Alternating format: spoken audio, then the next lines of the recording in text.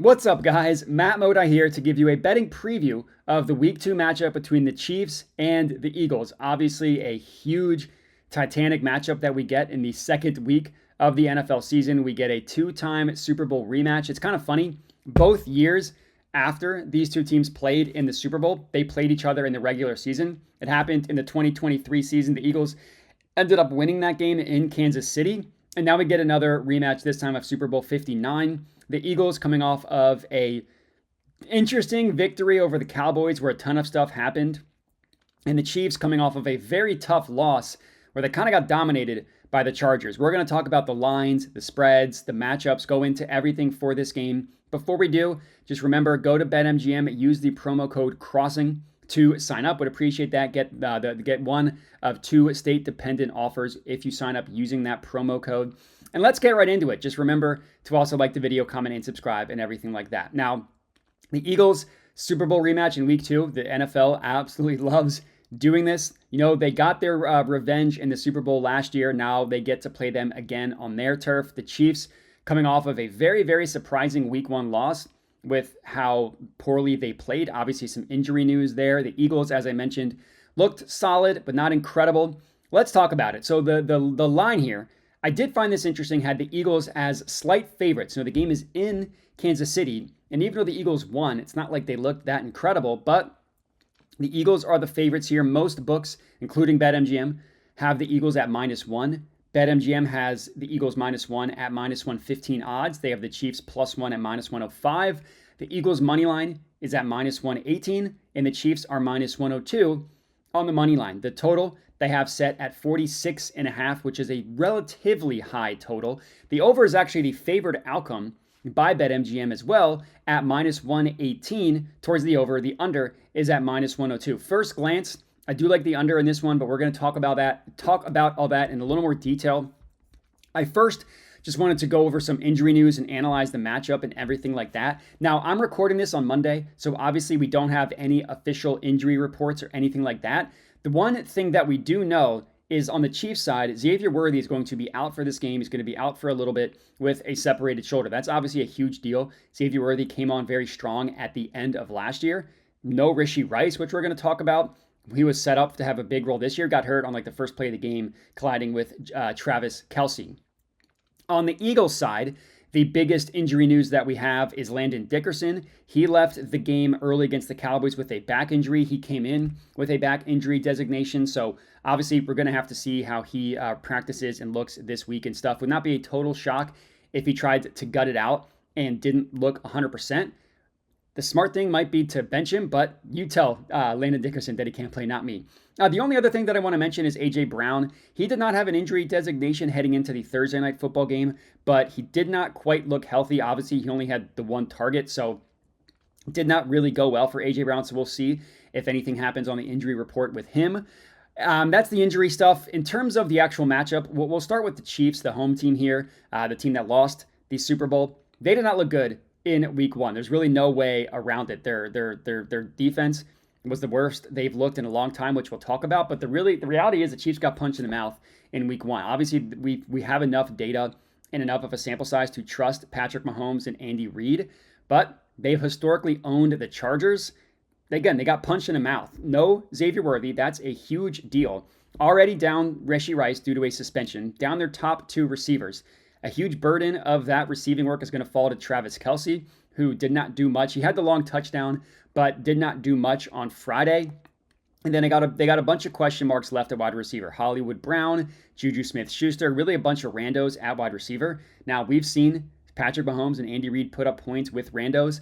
We've also seen their offense for the last 2 seasons really not be the same type of offense that we saw for 5 straight years when Patrick Mahomes became the starting quarterback for the Chiefs. Even their first year without Tyreek Hill, their offense was fantastic. And then on the defensive side, again, the worst we've seen the Chiefs defense look really since that 2022 year. When they won the Super Bowl in 2022, their offense was fantastic, their defense not so much. 2023 and 24, their defense has been fantastic, while their offense hasn't been so much. On Friday, nobody looked good. Justin Herbert torched the Chiefs up and down the field. 318 passing yards, 3 passing touchdowns, no interceptions. The Chiefs' offense you can kind of excuse because the wide receiver issues and the fact that this is kind of what their offense has been for the last 2 years. Their defense getting torched like that, definitely a concern. Now you look at the Eagles, even though they won, it's not like everything was perfect either. Obviously, it was a very weird game. They lost their best defensive player before the defense even played one snap, not due to an injury either. Obviously, Spitgate happened. And there was a lightning delay that happened in the third quarter that changed everything. Both offenses, Cowboys and Eagles, were moving the ball up and down the field. And then after the lightning delay, no points were scored. And that was a whole quarter and a half, basically, after the lightning delay. Now, the Eagles' offense, a lot of metrics showed the offense being fantastic.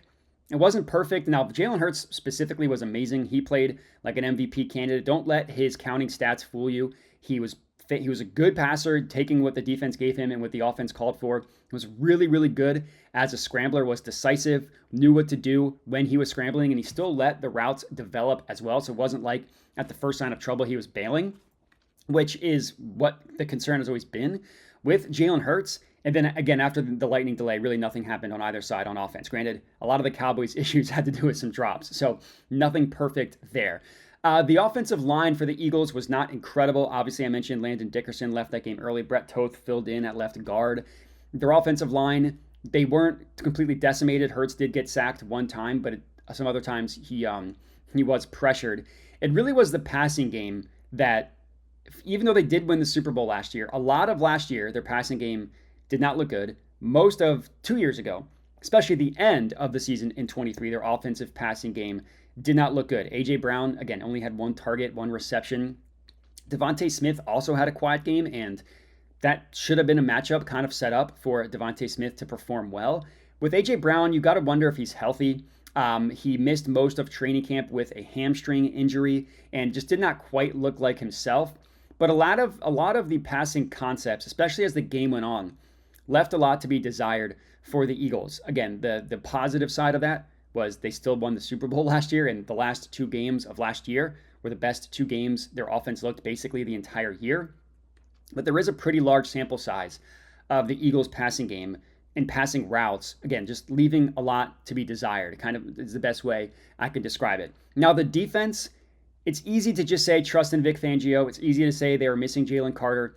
The reality is their defense did not look good. And the issue that the defense had on Thursday night, it's quite possible that is going to be a concern for a while. And that really is the cornerback 2 spot. Adoree Jackson got the start, got cooked in that game. Vic said he was going to give whoever won that cornerback 2 job some leeway. So the guess here is that Adoree Jackson is going to start once again on Sunday against the Chiefs.